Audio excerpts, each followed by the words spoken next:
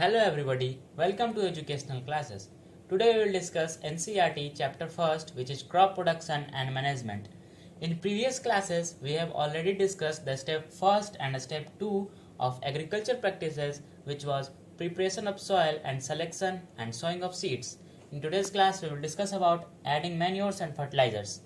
So while reading this topic, a question come to your mind that what are manures and what are fertilizers? So the substance which are added to the soil in the form of nutrients for healthy growth of plants are called manures and fertilizers. So ऐसे तत्व जिन्हें nutrients के रूप में हम लोग मिट्टी में मिलाकर पौधों के ग्रोथ के लिए प्रयोग करते हैं, उन्हें हम लोग मैन्योर्स एंड फर्टिलाइजर्स कहते हैं. I repeat it once again. ऐसे तत्व जिन्हें न्यूट्रिएंट्स के रूप में हम मिट्टी में मिलाकर पौधों के ग्रोथ के लिए प्रयोग करते हैं, उन्हें हम लोग मैन्योर्स एंड फर्टिलाइजर्स कहते हैं. Now let us discuss about the differentiation between the manures and fertilisers.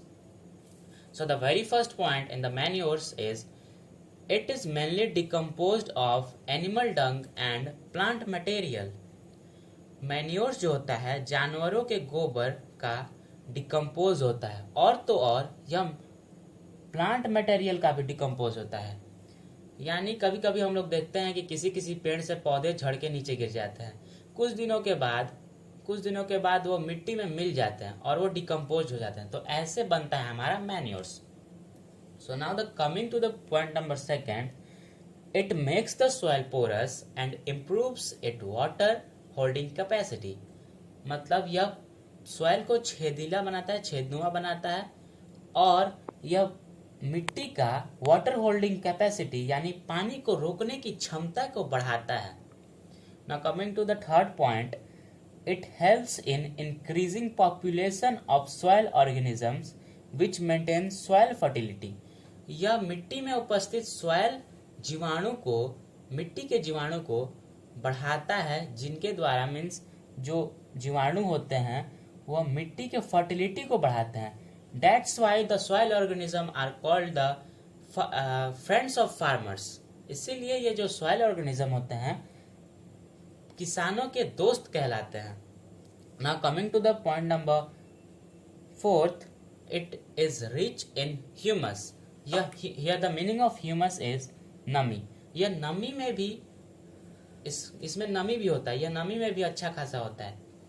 Now coming to the point of fertilizers, it is produced in fertilizer. इसे कारखानों में बनाया जाता है. ये जो फर्टिलाइजर होता है इसमें बहुत ज़्यादा केमिकल यूज़ किया जाता है, जिसके कारण यह हमारे स्वास्थ्य के लिए हानिकारक होता है. Coming to the second point, it makes the soil less porous and reduce its water holding capacity. Just opposite of this. इसमें क्या था कि ये वाटर होल्डिंग कैपेसिटी बढ़ाता था और सॉइल के छेदीले जो थे उनको बढ़ाता था, सॉइल के छेद को बढ़ाता था. और इसमें यह छेद को घटा रहा है और वाटर होल्डिंग कैपेसिटी को भी घटा रहा है. तो just opposite of this one is. Now coming to the third point, it harms soil organism. इसमें सॉइल ऑर्गेनिज्म को बढ़ाता था, इसमें सॉइल ऑर्गेनिज्म की पॉपुलेशन को बढ़ाता था, और इसमें सॉइल ऑर्गेनिज्म को हार्म कर रहा है, मीन सॉइल ऑर्गेनिज्म के पॉपुलेशन को घटा रहा है. It does not contains humus. इसमें ह्यूमन्स कंटेन्स था, मीन्स इसमें नमी कंटेन करता था, और इसमें नमी थोड़ा भी कंटेन नहीं करता है. Now there is a benefit of the fertiliser. Is it possible to feed the whole population of India without using fertiliser. क्या यह संभव है कि पूरे भारत के पॉपुलेशन को बिना फर्टिलाइजर के यूज किए हम लोग खाना पहुंचा सकते हैं? So no, it is not possible to feed the whole population of India without using fertilizer. So यह संभव नहीं है कि हम लोग बिना फर्टिलाइजर के यूज के भारत के सभी पॉपुलेशन को खाना पहुंचा सकते हैं. यह संभव नहीं है.